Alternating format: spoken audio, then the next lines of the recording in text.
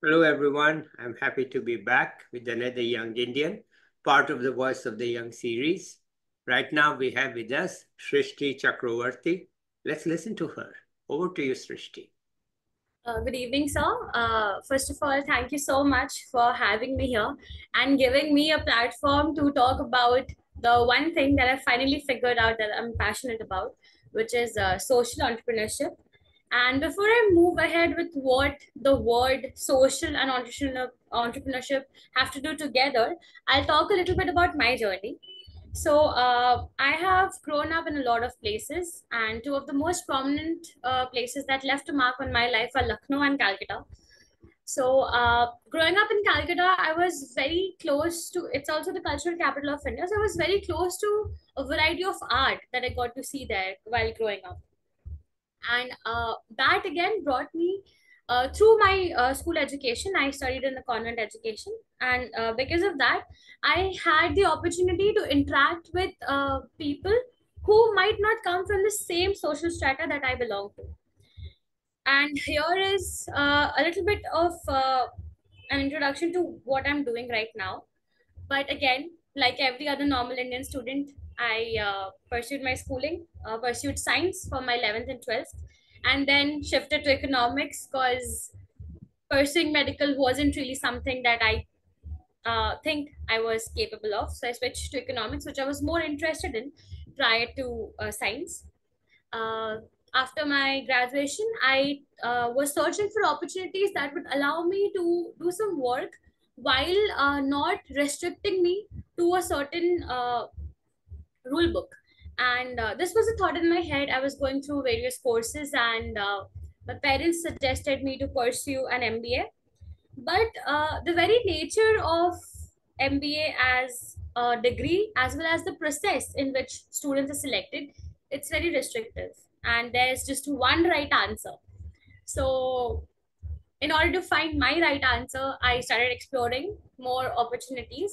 And that's when I came across this course called MA in Social Entrepreneurship at Tata Institute of Social Science, gave the exam, got into TIS. And that has been one of the best things that has happened to me so far. And I say this not because it's a good college, but because coming to Mumbai, coming to and being a student at Tata Institute of Social Science has given me a sense of confidence, which stems from the fact that every individual is entitled to their own opinion. You can respect them while also thoroughly sticking to what your belief is. And I think this takes a very long time for an individual to acknowledge and accept. Now, when I talk about my course, I cannot forget my professors who have been a great influence in my life. Right from my dissertation guide, the one who is helping me through my dissertation, which is about vocational training in underprivileged youth, to the professor who, Professor Satyajit Majumdar, who has made this framework. It's a problem solving tool. It's called problem mapping. It's a copyrighted tool that he has designed, and this is something that I use both in my personal and my professional life. Now, talking about social entrepreneurship again, why I wanted to do this, I have been associated with orphanages for a very long time. As a kid, while I was in school, I was associated with the social service club. So I always had an exposure to orphanages and the children who live there, but I did not really go a step ahead to do something about it. But during the COVID period, I had the idea of doing something around it. I don't think ideas come to you well constructed. It's just like a statement and then you built on it over time. So that's what happened to me. That's when I got associated with a few orphanages, organized events for them, mostly fundraising events. And here and I realized that uh, coming from a somewhat privileged background, I have access to technology. I don't have to think about the next meal that I'll eat. I don't have to think what will happen to me when I turn 18. My life is very different. And I'm not trying to segregate me from them, but it's the fact life for some people is really different, if not hard. So I was working along the lines of education in the underprivileged section of the society. And the thing is, as an outsider, the way you look at things, they might sound very complicated to you, but for them, it's just a usual life. And this is something that I have realized all throughout my course at this. We have in our course we have something called a rural immersion, wherein we are sent to a particular place and we are supposed to immerse ourselves into the lifestyle of the people who are living there. So we were sent to Jhabua through with the help of a host organization, and we got to live the village life with the people. We stayed at their house, we ate what they ate, we tried to help them out with whatever they do. And the list of problems that I as an individual had before going to the place, I had the issue of whether I'll have a proper washroom or not, because I've always had it, it's a necessity for me. Whether I'll have a proper place to sleep or not, what about the wild animals that will be out there.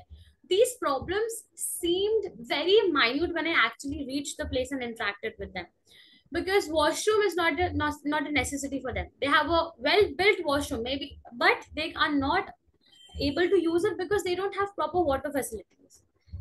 So the thing is, as an outsider, if I just construct a washroom for them, that won't be helpful. Similarly, I'm not going to name the scheme, but there's I can just give an example that there are in rural areas of India, the government has made the effort to provide people with gas cylinders, but in households out there, they still don't use gas cylinders, they use firewood to cook. Not because it's not accessible to them, but using a gas stove to cook the meals that they eat, it's not conducive in the sense that the meals remain uncooked. So the thing is, as an outsider, just giving a solution isn't enough. We have to provide simple solutions that solve the actual problem instead of what appears on the surface. So there are multiple examples that I came across while I'm in this course. I still have one semester to go, which helped me realize that there are layers to a problem.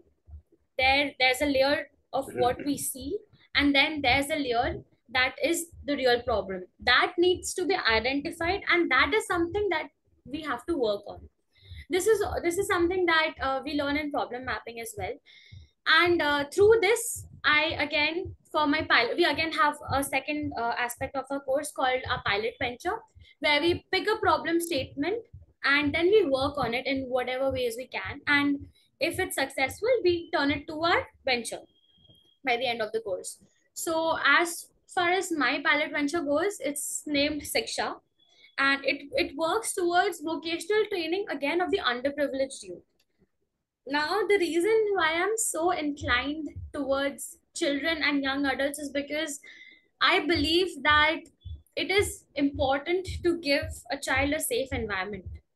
And when I say safe, I don't just mean providing them with proper meals, but the emotional safety of a child is very important, because the wounds that a child gets when they are young is the one that they carry till the end of their lives. It really impacts children to a very deep extent that not even you and I might have some wounds that we don't talk about, but it influences our daily lives.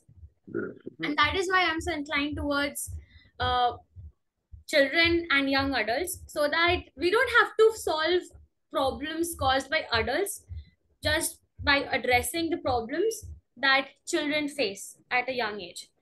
So again, Siksha works towards vocational training of youth in the underprivileged section, particularly focusing on young adults and aftercare centers aged between 18 to 21. And what we try to do is we try to identify what the child has been doing till 18 years of age in an orphanage, and trying to like find a path for him that he can follow to earn for himself and lead a life henceforth.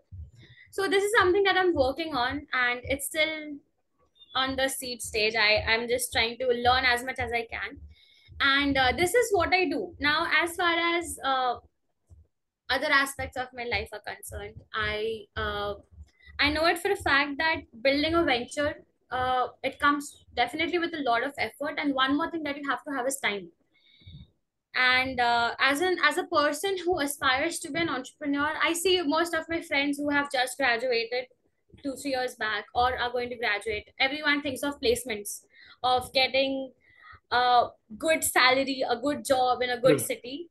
But I know it for a fact that I want to be an entrepreneur, and it is going to take time. Especially entrepreneurship and social entrepreneurship, they intersect in the aspect that you have to put an effort. You have to understand the problem. You have to put an effort. You have to find a solution, and often the best solution is the simplest solution. So again, entrepreneurship is a path that you choose to walk on, and sometimes it takes longer than you expect. Mhm. But I think the best way to be an entrepreneur is to just keep walking till you reach your goal. And that's what I'm doing, trying to keep all the distractions away and just focusing on my goal. So that's me. Well, that's a very powerful statement and objective, and you're in the right place. This is the right place for this. Yes, yes, yes. It is the right place, This though there are college has. many people criticize this. I don't know why. I find that these students to be very good and very clear. So tell us more about yourself. What was your college like before you came to this? Okay, so I'm a COVID batch student. When I took admission in my first and second year, it was completely online, and I did my economics degree online, which is actually just sad because I have really cool professors. I'm still in contact with them. But I think the whole in my whole journey as a student, I mostly have my professors to thank, because the amount of support that they have shown me when I was in BHU, when I was in university and I was pursuing my bachelor's degree. I came up with the idea of uh, training children for fundraising, and my professors were the first ones to tell me, you are not coming to college because it's COVID period and the colleges are not open right now. So if you can do something that is going to help some students out there, why not go ahead and do it? So I think apart from my family, my professors have a huge role to play in my life. Even today, I run to my professors for the tiniest of problems, and they come up with, either they come up with solutions, or they just tell me what you see as a problem is just something that you have to accept and try out a new way. Okay. So so yeah, All right. that's. Okay. And so, what is your sort of long run vision? Not aim, target, but vision. How do you see yourself? What is it that you feel you will do? So I am that, I used to be that kid and I'm still that adult who cannot do things that she does not like.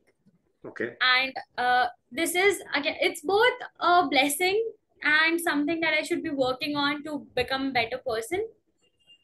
But I have always seen myself as an entrepreneur. I have seen myself as an entrepreneur throughout. I just am trying to figure out a way to stick on to and to work on for the rest of the time that I have here to build on. But I know that I'll be an entrepreneur. Okay. Maybe if not in the coming 1 year, maybe in the next 5 or 6 years, but I'll be an entrepreneur. Okay. And the social aspect comes into play because uh, as children, most of our parents teach us to be kind to people, to make people feel welcome and at home. To kindness is something that we are taught from a very young age. But Mm. what's more important is to understand why some people lack the aspect of kindness.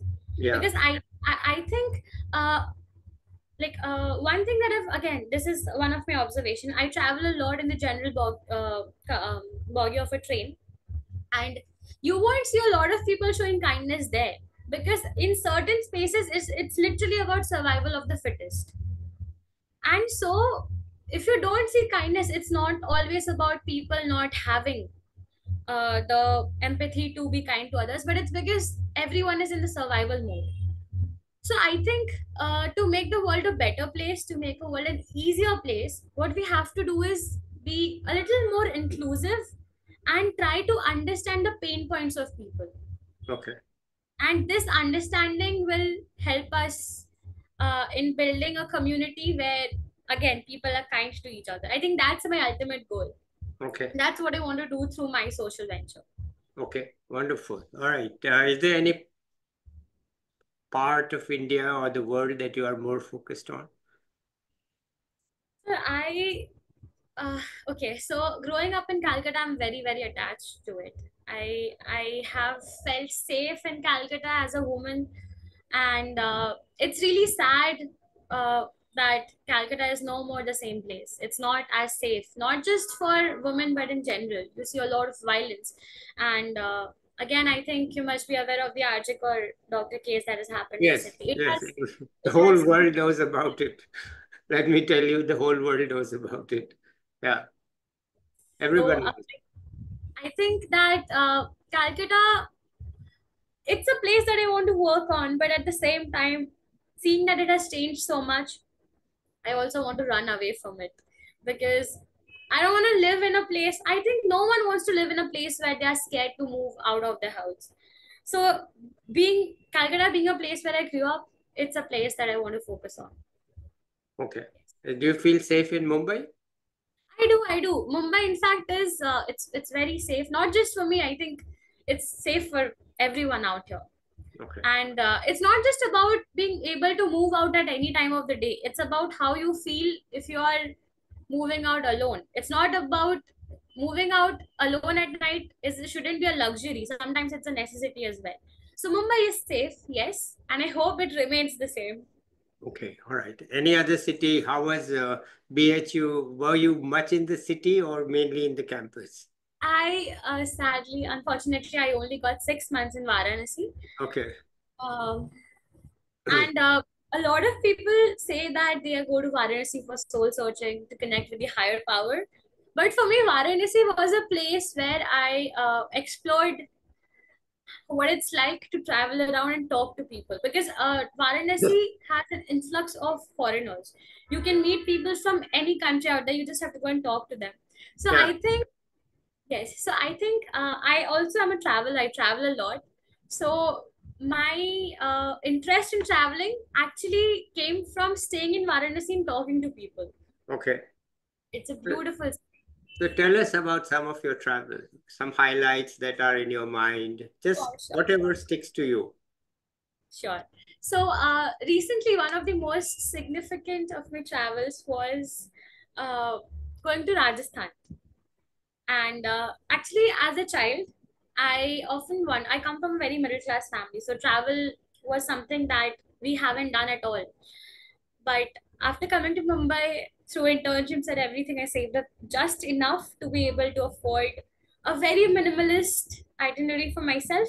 And I decided that I'll go to Rajasthan because as a kid, I used to hear my friends saying that they're going to Rajasthan and they have gone to Rajasthan. They have seen these forts, they have seen camels. It has a very rich culture. The food is so good. And I always thought West Bengal is so far away from Rajasthan. I'll probably never be able to afford this trip. But after coming to Mumbai, I just decided that okay, I'm gonna save up for this, and I went to Rajasthan. It was a 10-day trip, and it started from Jaipur. Then I went to Khatu, and followed by Udaipur, Mount Abu, and my final destination was Jodhpur. Okay. Now, one thing that appeals to me a lot about Rajasthan is the fact that they are very close to their culture. You don't see a lot of that in Mumbai. Mumbai is very cosmopolitan. It has people from all over. The cultures are mixed, and you can just get a tiny flavor of everything. Rajasthan is very close to its culture. You don't have to find places with the word authentic before it. You just know that whatever you're experiencing, it's the raw, authentic Rajasthan experience. And surprisingly, I went in the end of June. Rain was not something that I was expecting because Rajasthan, the first thing that comes to head is deserts. I know it's very silly, but that's what we as kids used to think. But when I went there, it was raining heavily, which actually made the weather comfortable. But Jodhpur is one of the actually I was staying over at the hostel there, and it was the final World Cup match, cricket final, and I got to experience that match where India won with a bunch of strangers. It was one of the most mind blowing experiences ever because we had some people from South Africa there as well, and there was a banter going on. So Hmm. that was there. But I think Rajasthan, if one wants to visit Rajasthan, they should keep one thing in mind is that what Rajasthan continuously teaches you is that no matter how far away you go, you should always be connected to your roots. And you should actively try to live through whatever your roots have taught you. Mm.